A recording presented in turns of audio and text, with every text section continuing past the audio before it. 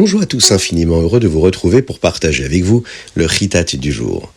Lorsque Mashiach arrivera, Yerushalayim sera une ville extraordinairement belle. Elle l'est déjà. Dans les prophéties du prophète Zecharia, nous voyons comment Akadosh Baruch Hu lui montre tout ce qu'il y aura sous forme de métaphore. Dans l'une de ces prophéties, Zecharia a vu un malach avec une règle de mesure. Il a demandé à l'ange ce qu'il était en train de faire, et là le malach lui a dit qu'il était en train de mesurer Yerushalayim. Un autre ange s'est approché du premier ange et lui a dit d'arrêter de mesurer. Maintenant, Yerushalayim est une ville avec un mur autour d'elle, donc elle peut être mesurée. Mais quand le Mashiach viendra, Yerushalayim sera comme les villes sans mur. De cette façon, elle pourra grandir à mesure que de plus en plus de Juifs viendront y vivre. Regardez le texte. Vayomer Elav, Rutz daber el hanahar alaz lemor, prazot teshev Yerushalayim, merov adam uvehema betocha. Cours et parle à ce jeune homme. Et dis-lui, Yerushalayim sera habité comme une ville sans mur, parmi les nombreux habitants et les animaux qui y vivent. L'histoire nous l'a montré il n'y a pas si longtemps. Pendant la guerre des 6 jours, les Juifs ont repris la ville de Yerushalayim avec de grands miracles. Et nous avons pu revenir vivre dans cette ville sainte qu'est Yerushalayim. Lors d'un Farbringen du Yudet Kislev en Tavshin Chav Tet, le rabbi de Lubavitch a dit un Mahamar qui expliquait les paroles de ce verset. Prazot Teshev Yerushalayim. Que nous pourrions vivre à Yerushalayim comme si c'était une ville sans mur. Après le Mahamar, les Chassidim ont chanté un nigun joyeux que nous allons écouter ensemble dans quelques instants. Après avoir chanté pendant un certain temps, le rabbi a demandé à l'un des Chassidim de Yerushalayim de chanter les mots Prazot Teshev Yerushalayim sur cette terre. Ensuite, le rabbi a dit un discours qui expliquait ce verset et ce que nous pouvons en apprendre. Le rabbi a également dit qu'Hachem avait fait de nombreux miracles pour nous permettre de récupérer Yerushalayim et que maintenant, que nous l'avons récupérée, nous devons nous assurer de la conserver. Ensuite, le rabbi a encore une fois demandé que l'on chante ce nigun joyeux avec les mots Prazot Teshev Yerushalayim. Après ce Mahamar, les Chassidim ont appris les nouvelles paroles du nigun et ont chanté ça joyeusement pendant environ 15 minutes. Et le rabbi a beaucoup aimé ce nigun et demandé aux Chassidim de le chanter à de nombreuses reprises pendant des Farbringen à toutes occasions. Maintenant, ce nigun joyeux nous rappelle que nous pourrons bientôt tous vivre à Yerushalayim de la manière dont il est décrit ici par le prophète Zecharia, Prazot Teshev Yerushalayim, et bientôt, tout ça avec la venue de Mashiach Tzidkenu, Bekarov Mamash. Alors préparez-vous à chanter, à danser, et n'hésitez pas à frapper dans les mains. Bon, si vous êtes en voiture ou vous êtes à la maison, faites-le, vous pouvez danser aussi sur vos sièges. Attention, si vous tenez le volant, soyez quand même vigilants.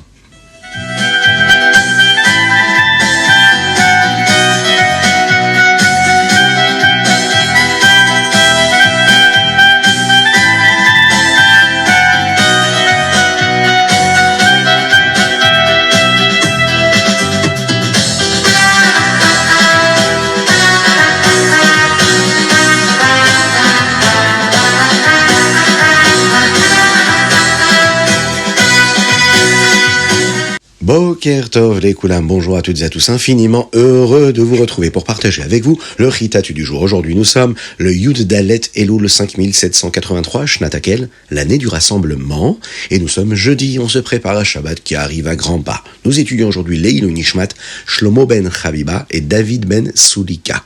Aujourd'hui, Moshe Rabbeinu prépare les Béné Israël pour leur entrée en Eretz Israël et nous allons apprendre ce que les enfants d'Israël feront sur le Har Gerizim et le Har Eval. Quel rapport y a-t-il ?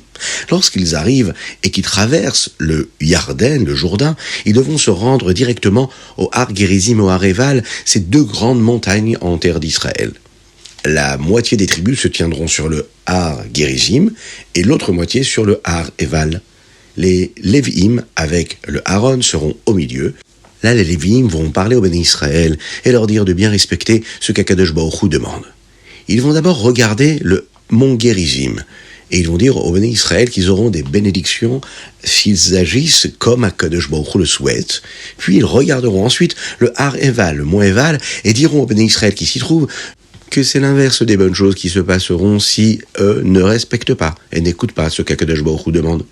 Et même s'ils ne regardent qu'une partie des tribus à la fois, en réalité, ils sont en train de s'adresser à chaque juif. Chaque fois qu'ils disent quelque chose, tous les bénis Israël devaient répondre « Amen ». En regardant le Har Gerizim, ils vont dire comme ça « Les brachot iront à la personne qui ne fait pas d'idole et qui ne la met pas en place secrètement ». Et là, tous les bénis Israël répondront « Amen ». En regardant le mont Eval, il disait « Les malédictions iront à la personne qui fabrique une idole et la met en place secrètement ». Et tous les bénis Israël, eux, répondaient « Amen ».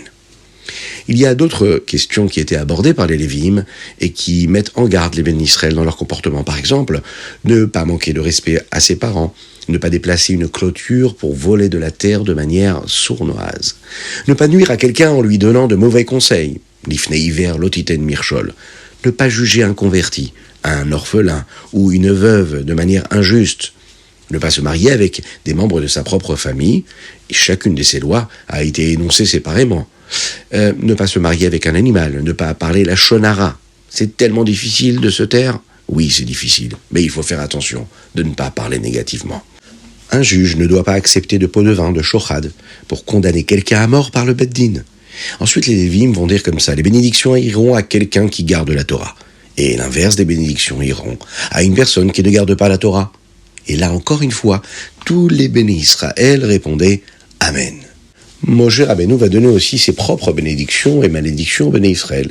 Aujourd'hui, nous allons voir ensemble quelques-unes de ces bénédictions-là. Par exemple, il leur dit que si vous écoutez Akadosh Baruch Hu, vous aurez beaucoup de bénédictions. Vous aurez des bénédictions dans ce qui est matériel, mais aussi dans toutes les questions spirituelles.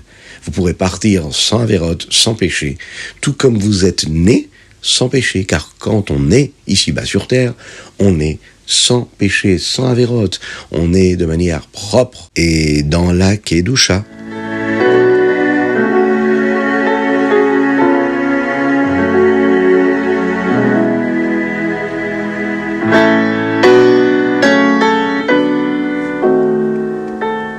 Alors n'oublie pas de mettre la tzedaka, une petite pièce dans la tzedaka, et par cela Mashiach arrivera. Et nous abordons tout de suite nos télim du jour.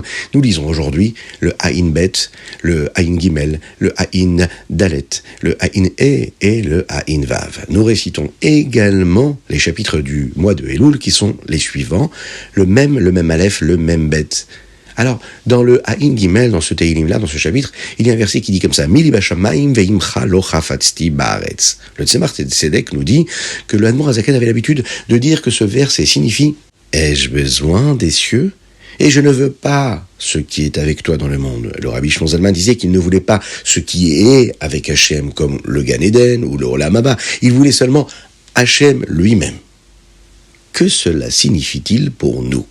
Eh bien, lorsque nous faisons une mitzvah, nous ne devrions pas penser à la récompense que nous recevrons d'Akadosh Baruch Hu, même une récompense spirituelle spéciale.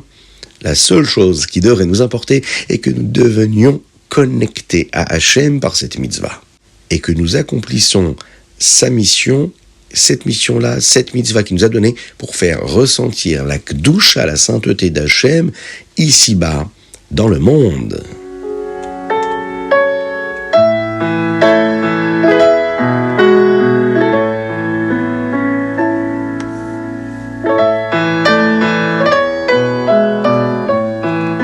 Passons tout de suite au Tania du jour. Alors n'oubliez pas avant, il faut envoyer vos dédicaces sur chitat.fr ou sur le WhatsApp du 06 61 76 87 70. Envoyez-nous vos Mazal Tov, vos Leilou Nishmat. Vous soutenez par cela la diffusion de la Torah et des mitzvot. Soyez bénis pour cela. Dans le Tania, aujourd'hui, on nous parle de cette lettre-là que nous avons déjà appris jusqu'à maintenant. On nous a parlé de ces personnes-là qui peuvent agir de façon différente l'une de l'autre, avec rigueur ou avec beaucoup plus de chesed et de bonté. Ici, le Rabbi Shimon Zalman nous dit qu'il y a aussi un autre type de juif qui ne pense pas toujours à être strict. Il pense à donner et à faire plus. Et c'est ainsi qu'il agit. Parce que ces deux caractéristiques dont nous parlons proviennent de la Kedusha. Tout le monde a besoin des deux. Cela dépend juste de laquelle sera la principale chez chaque personne. Akadosh Baruch Hu montre un chesed spécial au peuple juif quand il agit avec un chesed spécial, c'est-à-dire avec une bonté particulière. Quand on fait vraiment des efforts pour être bon et généreux. Quand nous donnons de la tzedaka sans faire de calcul sur la quantité que nous devrions donner, alors Hachem nous donnera de la bonté sans calculer si nous le méritons ou pas. Mais il faut le savoir, puisque tous les Juifs ont cette capacité, au moins à l'intérieur d'eux. Nous devons donc l'utiliser quand il s'agit de la tzedaka. Ensuite, nous pouvons demander à Hachem de nous protéger et de nous donner ce dont nous avons besoin avec ce chesed, avec cette bonté-là qui n'a pas de limite.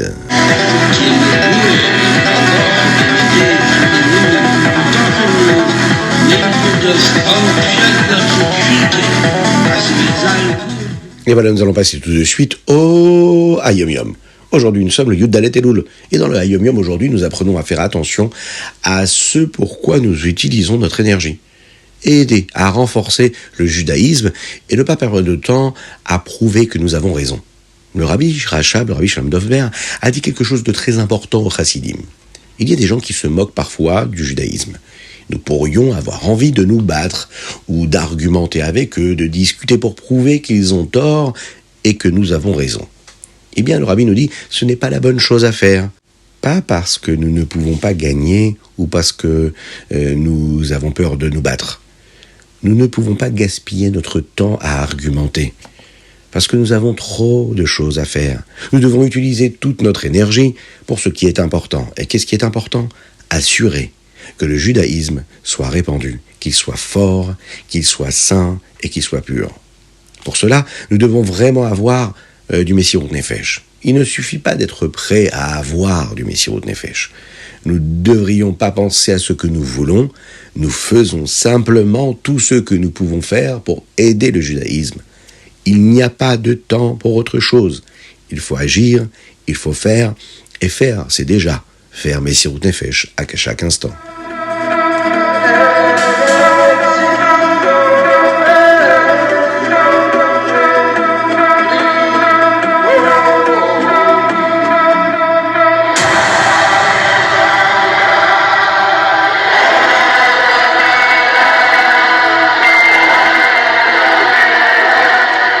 Est-ce que vous pensez à faire les psukim ? Envoyez-nous les psukim, enregistrez-vous et envoyez-nous les psukim. On pourra les diffuser dans le chitat du jour.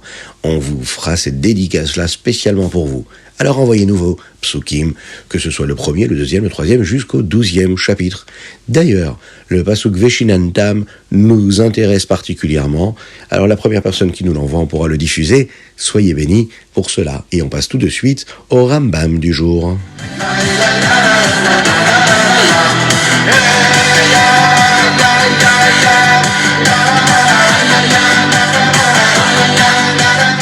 Nous passons tout de suite au Rambam du jour. Aujourd'hui, nous apprenons les lois qui concernent le Maaser. Dans le Rambam d'aujourd'hui, nous apprenons les 3 premiers chapitres sur le Maaser Rishon qui est destiné aux Lévi'im. Une halakha très importante, c'est que le Maaser n'est pas aussi kadosh que la Trouma et il est appelé Choulin, c'est-à-dire profane. Il n'a pas la même gdusha que la Trouma. Une autre halakha très intéressante est que même si le Maaser Rishon est donné aux Lévi'im, il y a un moment où elle était donnée aux Kohanim.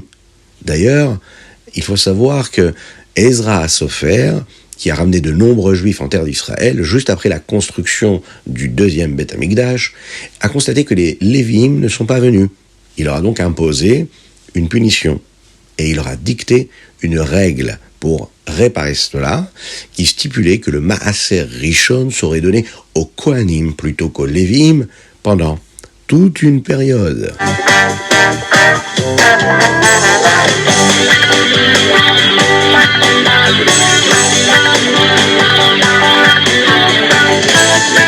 Et voilà, c'était le Chitat du jour. J'espère que vous avez passé un bon moment. Pensez bien à le partager avec vos amis. Que Dieu vous bénisse, qu'il vous protège. Ayez plein de brachot dans tous les domaines. Que Dieu vous abreuve de bénédictions. Qu'il vous inonde de bénédictions. Dans tous les domaines, matériels et spirituels, dans la bonne santé de chacune et de chacun.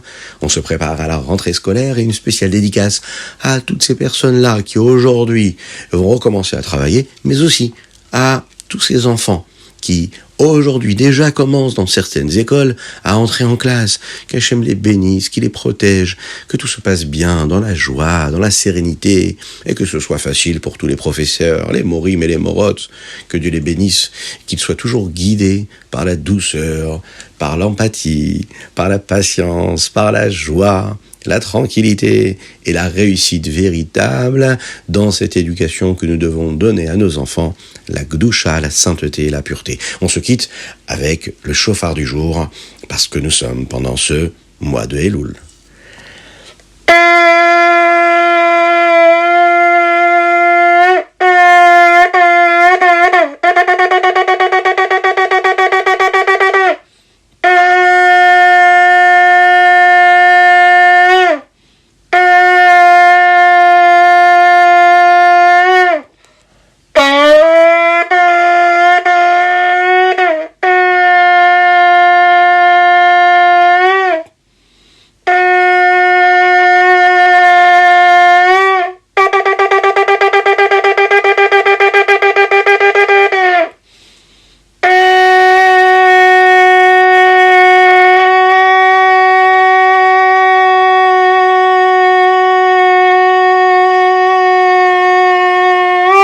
Ktiva vechatima tova leshana tova umtuka, une bonne et douce année, douce comme le miel. Que Dieu vous bénisse. À très bientôt.